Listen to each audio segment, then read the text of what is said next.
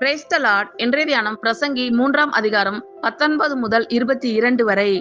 மனுபுத்திரருக்கு சம்பவிக்கிறது மிருகங்களுக்கும் சம்பவிக்கும், அவர்களுக்கும் இவைகளுக்கும் ஏக சம்பவம் உண்டு. இவைகள் சாகிறது போலவே அவர்களும் சாகிறார்கள். ஜீவன்களுக்கெல்லாம் சுவாசம் ஒன்றே, மிருகத்தை பார்க்கிலும் மனுஷன் மேன்மை உள்ளவன் அல்ல. எல்லாம் மாயையே, எல்லாம் ஒரே இடத்துக்கு போகிறது, எல்லாம் மண்ணிலே உண்டாகிறது, எல்லாம் மண்ணுக்கு திரும்புகிறது. உயர ஏறும் மனுஷனுடைய ஆவியையும் தாழ பூமியில் இறங்கும் மிருகங்களுடைய ஆவியையும் அறிகிறவன் யார்? இப்படி இருக்கிறபடியால் மனுஷன் தன் செய்கைகளில் மகிழ்ச்சியாய் இருக்கும் நன்மையையே அல்லாமல் வேறே நன்மை இல்லை என்று கண்டேன். இதுவே அவன் பங்கு. தனக்கு பின்வரும் காரியங்களை காணும்படிக்கு அவனை திரும்பி வர பண்ணுகிறவன் யார்? மனுபுத்திரருக்கு சம்பவிக்கிறது மிருகங்களுக்கும் சம்பவிக்கும், அவர்களுக்கும் இவைகளுக்கும் ஏக சம்பவம் உண்டு.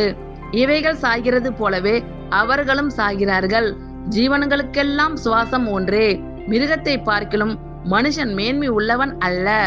எல்லாம் மாயையே, எல்லாம் ஒரே இடத்துக்கு போகிறது, எல்லாம் மண்ணிலே உண்டாகிறது, எல்லாம் மண்ணுக்கு திரும்புகிறது.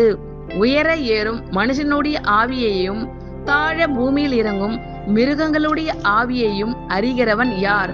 இப்படி இருக்கிறபடியால் மனுஷன் தன் செய்கைகளில் மகிழ்ச்சியாய் இருக்கும் நன்மையையே அல்லாமல் வேறே நன்மை இல்லை என்று கண்டேன். இதுவே அவன் பங்கு. தனக்கு பின்வரும் காரியங்களை காணும்படிக்கு அவனை திரும்பி வர பண்ணுகிறவன் யார்?